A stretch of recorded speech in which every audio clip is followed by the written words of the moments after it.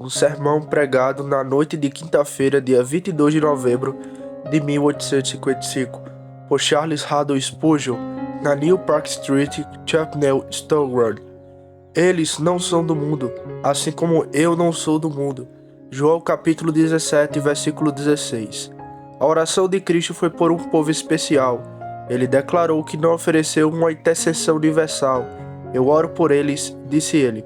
Não rogo pelo mundo, mas por aqueles que me deste, porque são teus. Ao ler esta bela oração, apenas uma pergunta surge em nossa mente. Quem são as pessoas que são descritas como eles ou como eles? Quem são esses indivíduos favorecidos que compartilham as orações do Salvador? São reconhecidos pelo amor do Salvador, têm seus nomes escritos nas pedras de sua preciosa couraça e têm seu caráter e suas circunstâncias mencionados pelos lábios do sumo sacerdote, diante do trono das alturas? A resposta a essa pergunta é fornecida pelas palavras do nosso texto. As pessoas por quem Cristo ora são um povo sobrenatural.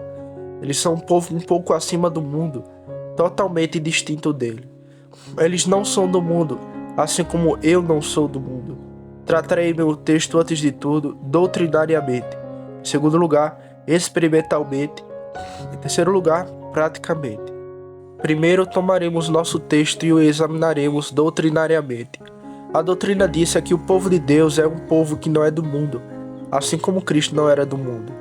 Não é tanto que eles não sejam do mundo, mas sim que eles são, não do mundo assim como Cristo não era do mundo. Esta é uma distinção importante, pois existem certas pessoas que não são do mundo, e ainda assim não são cristãs. Entre eles eu mencionaria os sentimentalistas, pessoas que estão sempre chorando e gemendo de maneira sentimentalmente afetada. Seu espírito é tão refinado, seu caráter é tão delicado, que eles não conseguiam cuidar dos negócios comuns. Eles pensariam que seria bastante degradante para sua natureza espiritual atender a qualquer coisa relacionada com o mundo. Eles vivem muito nos ares dos romances e novelas. Eles adoram ler coisas que arrancam lágrimas de seus olhos. Eles gostariam de viver continuamente em uma cabana perto de um bosque, ou habitar alguma caverna tranquila, onde pudesse ler Zimmermann na solidão, para sempre, pois sentem que não são do mundo.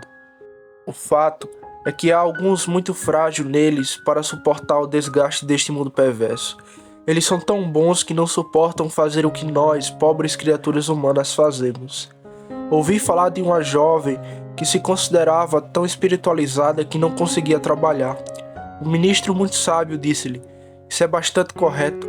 Você tem uma mentalidade tão espiritual que não consegue trabalhar. Muito bem. Você tem uma mentalidade tão espiritual que não comerá menos que o faça." Isso a trouxe de volta de sua grande mentalidade espiritual. Há um sentimentalismo estúpido do qual certas pessoas se alimentam. Eles leem um pacote de livros que intoxicam seus cérebros e depois imaginam que têm um destino elevado.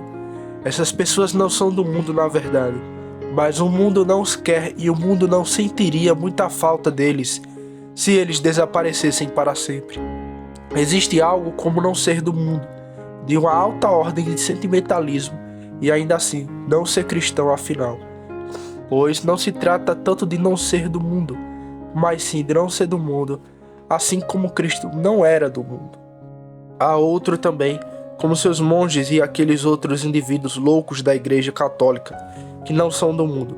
Eles são tão bons que poderiam viver conosco, criaturas pecadoras.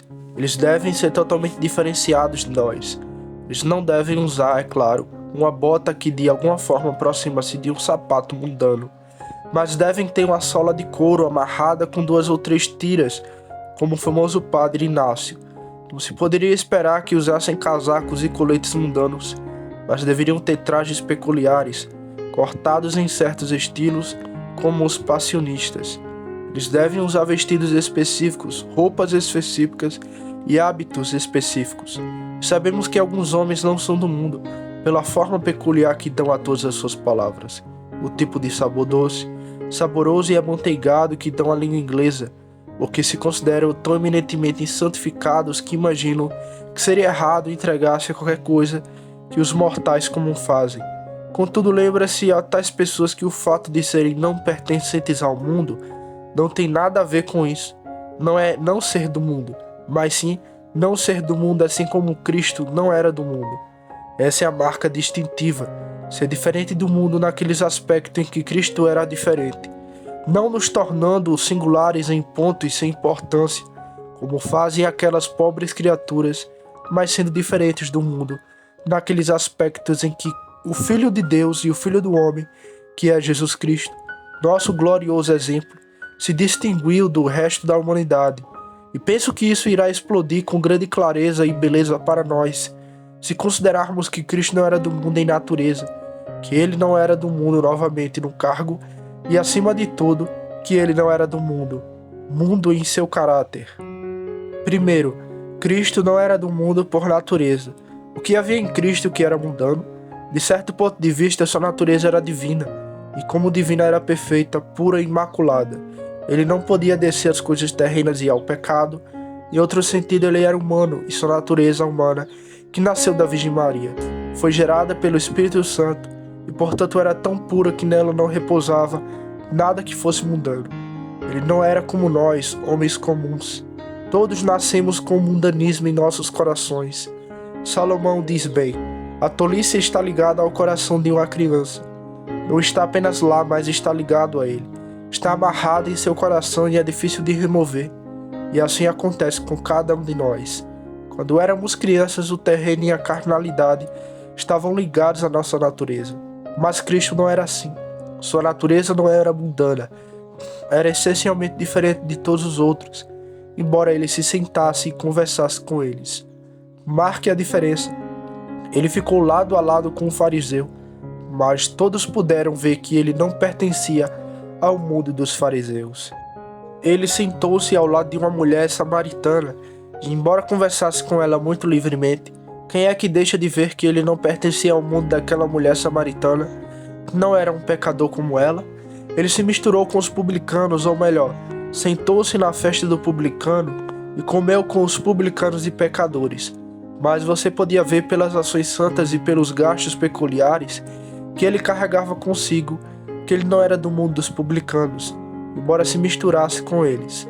Havia algo tão diferente em sua natureza que você não poderia encontrar um indivíduo em todo o mundo que pudesse colocar ao lado dele e dizer: pronto, ele pertence ao mundo daquele homem. Não, nem mesmo João, embora se apoiasse em seu peito e participasse muito do Espírito de seu Senhor, era exatamente daquele mundo ao qual Jesus pertencia, pois até mesmo ele era uma vez, em seu Espírito bom, disse palavras neste sentido: invoquemos fogo do céu sobre as cabeças daqueles que se opõem a você. Uma coisa que Cristo não pode suportar, nem por um momento, e assim provou que era algo além da lei do mundo de João. Bem amados, em certo sentido, o cristão não é do mundo nem mesmo em sua natureza. Não me refiro à sua natureza corrupta e caída, mas a uma nova natureza. Há algo em um cristão que é total e inteiramente distinto de qualquer outra pessoa. Muitas pessoas pensam que a diferença entre um cristão e um mundano consiste nisso. Um vai à capela 2 vezes no dia de sábado, outro só vai uma vez ou talvez nem vai. Um deles só toma o sacramento, o outro não. Um presta atenção às coisas sagradas, o outro presta muita atenção a elas. Mas, amado, isso não faz um cristão. A distinção entre um cristão e um mundano não é apenas externa, mas interna. A diferença é de natureza e não de ato. Um cristão é tão essencialmente diferente de um mundano como a pomba de um corvo ou um cordeiro de um leão. Ele não é do mundo nem mesmo em sua natureza. Você não poderia torná-lo um mundano. Você poderia fazer o que quisesse. Poderia fazer com que ele caísse em algum pecado temporário, mas não poderia torná-lo um mundano. Você poderia fazer com que ele se desviasse, mas não poderia torná-lo um pecador, como ele costumava ser. Ele não é do mundo por sua natureza. Ele é um homem nascido 2 vezes. Em suas veias corre o sangue da família real do universo. Ele é um nobre. Ele é uma criança nascida no céu. Sua liberdade não é meramente comprada, mas ele a tem por sua natureza recém-nascida. Ele é gerado novamente para uma esperança viva. Ele não é do mundo por sua natureza. Ele é essencial e inteiramente diferente do mundo. Há pessoas nesta capela agora que são mais distintas uma das outras do que você pode imaginar. Tenho aqui alguns que são inteligentes e outros que são ignorantes. alguns que são ricos e alguns que são pobres. Mas não faço alusão a essa distinção. Todas elas se desfazem em nada nesta grande distinção. Morto ou vivo, espiritual ou carnal, cristão ou mundano. E se você é povo de Deus, então você não é do mundo e sua natureza. Pois você não é do mundo, assim como Cristo não era do mundo. Novamente, você não é do mundo em seu escritório. O ofício de Cristo não tinha nada a ver com coisas mundanas. Você é um rei então? Sim, sou um rei, mas o meu reino não é deste mundo. Você é padre? Sim, sou sacerdote, mas o meu sacerdócio não é Deus, sacerdócio, que em breve deixarei de lado, ou que será descontinuado como foi o dos outros. Você é um professor? Sim, mas minhas doutrinas não são doutrinas de moralidade, doutrinas que simplesmente dizem respeito às relações terrenas entre homem. Minha doutrina desce do céu. Então Jesus Cristo, dizemos, não é do mundo. Ele não tinha nenhum cargo que pudesse ser chamado de mundano, e não tinha nenhum objetivo que fosse minimamente mundano. Ele não buscou seu próprio aplauso, sua própria fama, sua própria honra. Seu próprio escritório não era do mundo. É o crente. Qual é o seu escritório? Você não tem nenhum. Ora, sim, cara. Você é sacerdote do Senhor, seu Deus. Seu ofício é oferecer um sacrifício de oração e louvor todos os dias. Pergunte a um cristão que ele é. Diga a ele qual é a sua posição oficial, qual é o seu cargo. Bem, se ele responder corretamente, ele não dirá: sou negociante de tecido ou farmacêutico, ou qualquer coisa desse tipo. Não, ele dirá: eu sou sacerdote do meu Deus. O ofício para o qual sou chamado deve ser o sal da terra.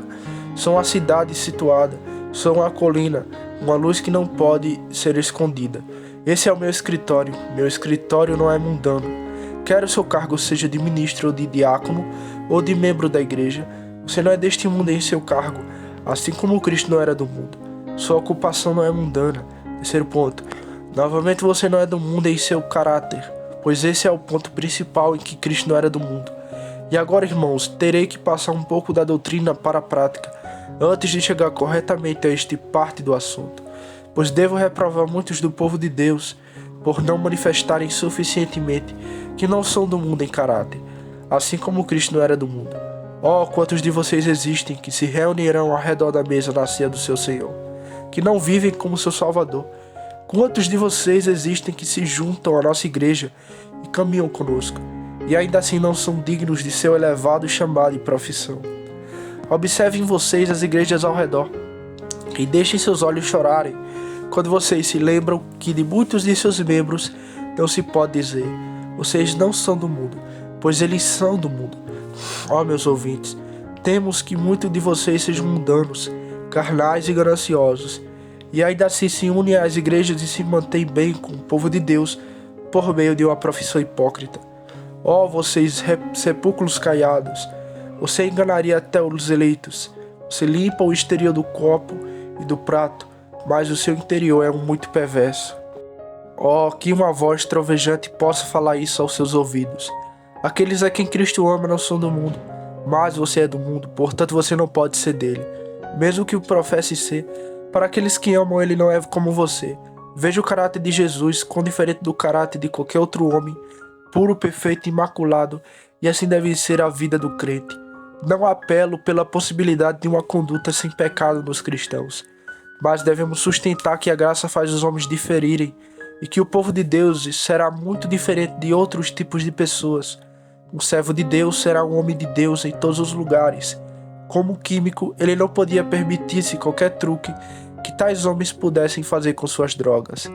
Como dono de mercearia, se é que não é uma fantasma que tais coisas são feitas, ele não poderia misturar folhas de abruto com chá ou chumbo vermelho na pimenta.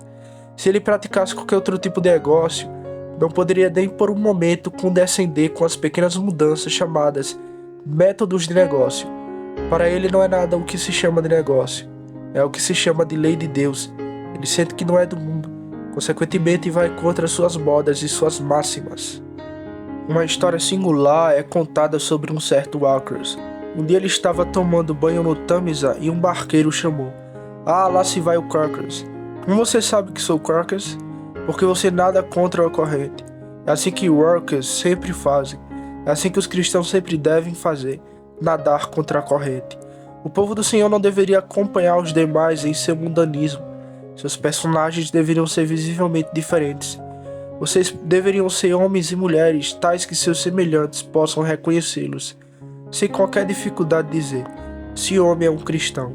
Ah, amados, o próprio anjo Gabriel ficaria intrigado se dissesse que alguns de vocês são cristãos ou não. Se ele fosse enviado ao mundo para separar os justos dos ímpios, ninguém exceto Deus poderia fazer isso. Pois nestes dias da religião mundana, eles são muito parecidos. Foi um dia difícil para o mundo quando os filhos de Deus e as filhas dos homens se misturaram. E é um dia ruim agora, quando os cristãos e os mundanos estão tão misturados que você não consegue perceber a diferença entre eles. Deus nos salva de um dia de fogo que pode nos devorar. Mas, ó amado, o cristão será sempre diferente do mundo. Esta é uma grande doutrina e estará considerada tão verdadeira nos séculos vindouros como nos séculos passados. Olhando para trás na história, lemos esta lição: eles não são do mundo, assim como eu não sou do mundo. Nós os vemos sendo levados às catatumbas de Roma. Nós os vemos caçados como predizes, e onde quer que na história você encontre servos de Deus, você poderá reconhecê-los pelo seu caráter distinto e variável. Eles não eram do mundo, mas eram um povo marcado e descascado, um povo inteiramente distinto das nações. E se nesta era não existem pessoas diferentes, se não há ninguém que seja diferente das outras pessoas, não há cristãos, pois os cristãos serão sempre diferentes do mundo. Eles não são do mundo, assim como Cristo não é do mundo. Esta é a doutrina. Segundo tópico. Agora, para tratar esse texto experimentalmente, nós, amados, sentimos esta verdade? Já foi colocado em nossas almas para que possamos sentir que é nosso? Eles não são do mundo, assim como eu não sou do mundo. Já sentimos que não somos do mundo? Talvez haja um crente sentado em um banco esta noite que diga: bem, Senhor, não posso dizer que me sinto como se não pertencesse ao mundo, pois acabo de voltar da minha loja e o mundanismo ainda paira sobre mim. Outro diz: tenho tido problemas e minha mente está muito perturbada. Não consigo sentir que sou diferente do mundo. Tenho medo de ser do mundo. Mas, amados, não devemos nos julgar precipitadamente, porque justamente neste momento não discernimos o lugar dos filhos de Deus. Deixe-me dizer, há sempre certos momentos de teste em que você pode dizer que tipo de coisa um homem é feito. Dois homens estão caminhando. Parte do caminho deles fica lado a lado. Como saber qual homem está indo para a direita e qual está indo para a esquerda? Ora, quando eles chegarem ao ponto de viragem. Agora, esta noite não é um ponto de viragem, pois vocês estão sentados aqui com pessoas do mundo, mas em outros momentos podemos distinguir. Deixe-me contar-lhe um dos dois momentos decisivos, quando todo cristão sentirá que não é do mundo. Uma é quando ele se mete em problemas muito sérios. Eu acredito e protesto que nunca nos sentimos tão sobrenaturais como quando mergulhamos em problemas. Ah, quando algum conforto da criatura foi varrido, quando alguma bênção preciosa murchou à nossa vista, como um belo lírio quebrado no caldo, quando alguns a misericórdia murchou, como a cabeça de Jonas durante a noite. Então é que o cristão sente: eu não sou do mundo. Sua capa foi arrancada e o vento frio assobia quase através dele. E então ele diz: sou um estranho no mundo, como foram todos os meus pais. Senhor, tu tens sido minha morada por todas as gerações. Você às vezes teve tristezas profundas. Graças a Deus por eles. São momentos de teste. Quando a fornalha está quente, é então que o ouro é melhor experimentado. Você já sentiu em tal momento que não era do mundo? Ou você prefere dizer: oh, eu não mereço esse problema? Você quebrou embaixo dele? Você se curvou diante dele e deixou que ele o esmagasse enquanto amaldiçoava seu Criador? Ou será que seu espírito, mesmo sobre a sua carga, ainda se elevou até ele, como um homem totalmente deslocado no campo de batalha, cujos membros foram cortados, mas que ainda se ergue o melhor que pode e olha para o campo para ver se há um amigo se aproximando? Você faz isso? Ou você se deitou em desespero? Você se fez isso? Acho que você não é cristão. Mas se houve um levante, foi um momento de teste e provou que você não era do mundo. Porque você poderia dominar a aflição, porque você poderia pisar nela e dizer: quando todos os riachos criados estiverem secos, sua bondade é a mesma. Com isto estou satisfeito e me glorio em seu nome. Mas outro momento de teste é a prosperidade. Houve alguns membros do povo de Deus que foram mais provados pela prosperidade do que pela adversidade. Das duas provações, a prova da adversidade é menos severa para o homem espiritual do que a da prosperidade. Como o pote de prata, assim um homem para seu louvor. É uma coisa terrível ser próspero. Você precisava orar a Deus não apenas para ajudá-lo em seus problemas, mas para ajudá-lo em suas bênçãos. Certa vez, o Sr. Whitefield teve que apresentar uma petição para um jovem que tinha pare. Você pensara que era para um jovem que havia perdido seu pai ou sua propriedade.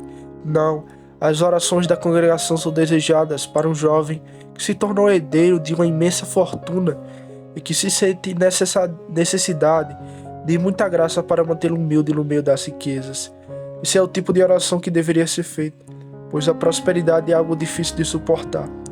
Agora talvez você tenha ficado quase intoxicado pelas delícias mundanas, mesmo sendo um cristão. Tudo vai bem com você, você é amor e é amado, seus negócios são prósperos, seu coração se alegra e seus olhos brilham. Você pisa na terra como uma alma feliz, um semblante alegre. Você é um homem feliz, pois descobriu que mesmo nas coisas mundanas, a piedade com contentamento é o grande ganho. Você já sentiu, isso nunca poderá satisfazer. Dê-me Cristo, ou então eu morro? Você sentiu que esses confortos nada mais eram do que as folhas da árvore e não os frutos? E que você não poderia viver apenas de folhas? Você sentiu que afinal eles não passavam de cascas? Ou você não se sentou e disse: agora, alma, relaxe, tens bens guardados para muitos anos, comer e beber e ser feliz? Se você imitasse o tolo rico, então você seria do mundo. Mas se o seu espírito se elevasse acima da sua prosperidade, de modo que você ainda vivesse perto de Deus, então você provaria que era filho de Deus, pois não era do mundo. Estes são pontos de teste, tanto de prosperidade como de adversidade. Novamente, vocês podem testar-se desta forma na solidão e na companhia. Na solidão, você pode dizer se não pertence ao mundo. Sento-me, abro a janela, olho para as estrelas e penso nelas como os olhos de Deus olhando para mim. E não parece glorioso às vezes considerar os céus quando podemos dizer: além dessas estrelas está minha casa que não foi feita por mãos. Essas estrelas são marcos no caminho para a glória, e em breve trilharei o caminho brilhante. Eu serei carregado por serafins muito além deles, e estarei lá. Você já sentiu na solidão que não é do mundo? E então, novamente em companhia? Amado, acredite, companhia é um dos melhores testes para um cristão. Você está convidado para uma festa noturna. São oferecidas diversas diversões que não são consideradas exatamente pecaminosas, mas que certamente não podem ser chamadas de diversões piedosas. Você senta lá com o resto. Há muitas conversas fiadas acontecendo. Você seria considerado puritano se protestasse contra isso. Você não sentiu, e apesar de tudo ter sido muito agradável e os amigos terem sido muito agradáveis, você não se sentiu inclinado a dizer: isso não serve para mim. Eu preferiria estar em uma reunião de oração. Eu preferiria estar numa velha cabana de cavas, em ruínas com 6 velhas, enquanto pudesse estar com o povo de Deus, do que em 4 elefantes com todas as guloseimas e iguarias que poderiam ser fornecidas sem a companhia de Jesus. Pela graça de Deus, procurarei evitar todos esses lugares tanto quanto possível. Esse é um bom teste. Você provará desta forma que não é do mundo. E você pode fazer isso de muitas outras maneiras que não tenho tempo de mencionar. Você sentiu isso experimentalmente para poder dizer: eu sei que não sou do mundo. Eu sinto isso. Eu experimentei isso. Não fale de doutrina. Dê-me a base da doutrina na experiência. A doutrina é boa, mas a experiência é melhor. A doutrina experiencial é a verdadeira doutrina que confronta a edifica. Quarto ponto. E agora, por último, devemos aplicar isso brevemente na prática. Eles não são do mundo, assim como eu não sou do mundo. E primeiro, permita-me, homem ou mulher, aplicar isso a você. Você que é do mundo, cujas máximas, cujos hábitos, cujo comportamento, cujos sentimentos, cujo tudo é mundano e carnal, ouça isto. Talvez você faça alguma profissão de religião. Ouça-me então. Sua ostentação da religião é vazia como fantasma e desaparecerá quando o sol nascer. Enquanto os fantasmas dormem em seus túmulos ao som do canto do galo, Você tem algum prazer naquela sua religião professada, com a qual está vestido e que você carrega com uma capa e usa como cavalo de caça para seus negócios, e uma rede para capturar a honra do mundo. E ainda assim, você é mundano, como outros homens. Então eu lhe digo que se não houver distinção entre você e o mundano, a condenação do mundano será a sua condenação. Se você fosse marcado e vigiado, o comerciante vizinho agiria como você, e você agiria como ele. Não há distinção entre você e o mundo. Ouça-me então, é a verdade solene de Deus. Você não é dele. Se você é como o resto do mundo, você é do mundo. Você é uma cabra e com cabra será amaldiçoado, pois as ovelhas sempre podem ser distinguidas das cabras pela sua aparência. Ó vocês, homens mundanos do mundo, vocês professores carnais, vocês que lotam nossas igrejas e enchem nossos locais de culto. Esta é a verdade de Deus. Deixe-me dizer isso solenemente. Se eu dissesse como deveria, seria chorar lágrimas de sangue. Você está com toda a sua profissão no fel de amargura. Apesar de toda a sua ostentação, você está em laços de equidade, pois você age como os outros e você chegará onde os outros vêm. Isso será feito com você como os herdeiros mais notórios do inferno. Há uma velha história que certa vez foi contada sobre o ministro decente. O antigo costume era que um ministro pudesse parar em uma pousada e não pagar nada pela cama ou pela alimentação. E quando ele ia pregar de um lugar para o outro, não lhe cobravam nada pelo transporte em que viajava. Mas certa ocasião, certo ministro parou numa estalagem e foi dormir. O proprietário ouviu e não ouviu nenhuma oração. Então, quando o pregador desceu pela manhã, ele recebeu sua conta. Oh, não vou pagar isso, pois sou ministro. Ah, disse o proprietário, você foi para a cama ontem à noite como pecador e deverá pagar esta manhã como pecador. Eu não vou deixar você ir. Agora me parece que este será o caso de alguns de vocês quando vierem ao bar de Deus. Embora você tenha fingido ser cristão, você agiu como um pecador e também se sairá como um pecador. Suas ações foram injustas. Eles estavam longe de Deus, e você terá uma parte como aqueles cujo caráter foi igual ao seu. Não se deixe enganar. E é fácil ser assim. De Deus não se zomba, embora muitas vezes o sejamos tanto ministros como pessoas. De Deus não se zomba, tudo que o homem semear, isso também colherá. E agora queremos aplicar isso a muitos verdadeiros filhos de Deus que estão aqui a título de cautela. Eu digo, meu irmão Christian, você não é do mundo. Não vou falar mal de você porque você é meu irmão. E ao falar com você, falo também comigo mesmo, pois sou tão culpado quanto você. Irmão, não tenho sentido muitas vezes muitos parecidos com o mundo. Às vezes em nossas conversas não falamos muito sobre o mundo. Venha, deixe-me perguntar a mim mesmo. Não há muitas palavras vãs que eu digo. Sim, isso existe. E não dou às vezes ocasião ao inimigo para blasfemar, porque não sou tão diferente do mundo como deveria ser. Venha, irmão, vamos confessar nossos pecados juntos. Não temos sido muito mundanos? Ah, nós temos. Oh, deixemos que este pensamento solene passe por nossas mentes. Suponhamos que, afinal de contas, não seríamos seus, pois está escrito, vós não sois do mundo. Ó Deus, se nós estivermos certos, faça-nos assim. Onde estivermos um pouco certos, faça-nos ainda mais certos. E onde estivermos errados, corrija-nos. Permita-me contar uma história para você. Eu contei isso quando estava pregando na manhã de terça-feira passada, mas vale a pena contar novamente. Há um grande mal em muitos de nós sermos muito leves e espumosos em nossas conversas. Uma vez aconteceu uma coisa muito estranha. O ministro estava pregando numa aldeia rural com muita sinceridade e fervor. No meio de sua congregação havia um jovem que ficou profundamente impressionado com o sentimento de pecado durante o sermão. Ele, portanto, procurou o ministro quando ele saiu na esperança de voltar para casa com ele. Eles caminharam até chegarem à casa de um amigo.